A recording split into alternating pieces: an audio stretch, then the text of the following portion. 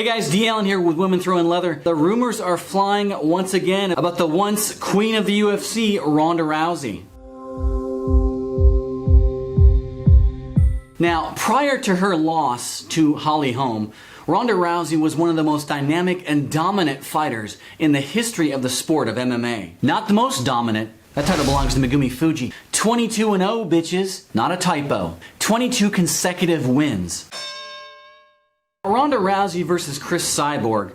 This match has been discussed since I don't know when. Actually I do, because I did a video about it. Check out the link at the end. Now at one time, this was the super fight that all MMA fans wanted to see. Because at that time, neither had suffered a loss in the cage. You have two high-level athletes that were so incredibly dominant against their opponents. They were destroying them in the first round. Now 8 of Rousey's fights didn't even last a minute. To date, Miesha Tate is the only fighter to ever make it to the third round with Ronda Rousey. And I think the only reason for that is because Ronda allowed it.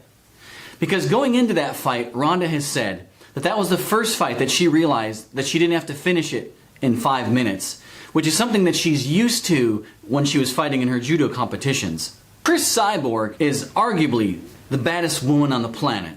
She hasn't lost in over a decade. She has 15 wins by KO, 9 of those in the first round. Some of the interest in this fight has kind of died down. And I think most of that is because Ronda has been beaten. You know, she lost to Holly Holm. However, Dana White has indicated recently the renewed interest from Rousey to fight Cyborg. I think this fight still needs to happen, and this is the reason why. Even though Ronda has tasted defeat, she has a loss on her record, she's been beaten, she is still the most dominant female champion that the UFC has ever seen. Now the latest is that she will return in December before the end of the year. Now Dana White has said, if and when she does return, she will have a title shot against the current bantamweight champion Amanda Nunes. Now if and when Ronda does decide to return, it'll be the most anticipated return of any fighter in the history of the UFC. Ronda Rousey versus Amanda Nunes.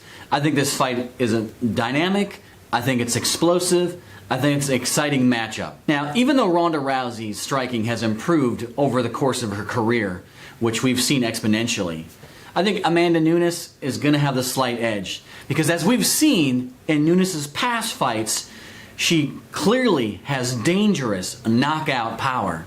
And I mean mean, crazy, dangerous knockout power. 9 of her wins are by KO. She is one dangerous striker. When it comes to Ronda Rousey, the one thing you do not want to do is clinch with her. Her takedowns are unmatched by any female in the bantamweight division. She has incredibly fast, dynamic, quick takedowns. And that comes from her years of training in judo. Most of her opponents are on the ground before they even know what happened.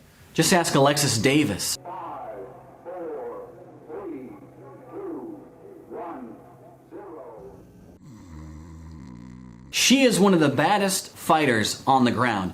She can literally pull her armbar at any time from any position. And that's what makes Ronda Rousey incredibly dangerous. Nunes is equally dangerous on the ground. She has a black belt in Brazilian Jiu-Jitsu. And as we saw in the Sarah McMahon fight, she out-grappled and submitted a very, very strong Olympic wrestling silver medalist. Now if this fight gets made, Ronda Rousey versus Amanda Nunes, this is one fight you do not want to miss. So let me know your thoughts, your comments on this fight. Go ahead and leave them in the section below. Once again, I am D. Allen. Thanks again for watching Women Throwing Leather. You're awesome.